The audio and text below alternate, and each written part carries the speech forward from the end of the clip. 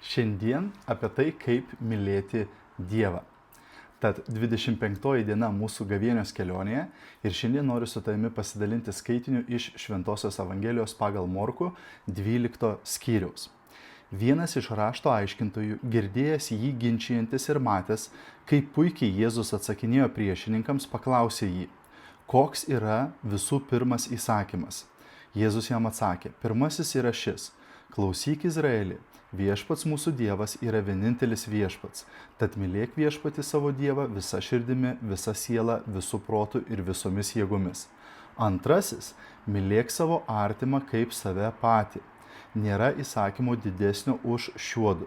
Tuomet rašto aiškintojas jam atsakė, gerai mokytojau, tu teisybę pasakėjai, Dievas yra vienintelis ir nėra kito šalia jo, o mylėti jį visa širdimi, visų protų ir visomis jėgomis, bei mylėti artimą kaip save patį, svarbiau už visas deginamasias atnašas ir kitokias aukas.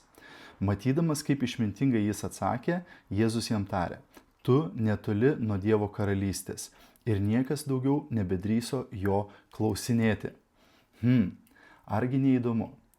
Būtent mylėti savo artimą, reiškia mylėti kitus žmonės, taip kaip save patį, tai yra meilė Dievui. Reiškia, kiekvieną kartą, kai tu kitą žmogų myli, kai tu kitam pasitarnauji, kai tu padedi vargšams, kai tu patarnauji kažkam kitam, tu tuo pačiu myli ir Dievą. Tu parodai meilę Dievui, nes tai yra svarbiau negu bet kokios atnašos. Taip, daryti gerus darbus, padėti kitiems žmonėms. Tad, jeigu nori įsivaizduok, tu turėtum savo telefone programėlę. Ir kiekvieną kartą, kai kažkam kažką padarai gero, suskamba tavo telefonas. Žalias liuksas, tu ką tik parodėjai meilę Dievui, nes padėjai tam žmogui, nes užleidai kažką eilėje, nes pasitarnavai kažkam, nes padėjai bėdoje žmogui ir panašiai.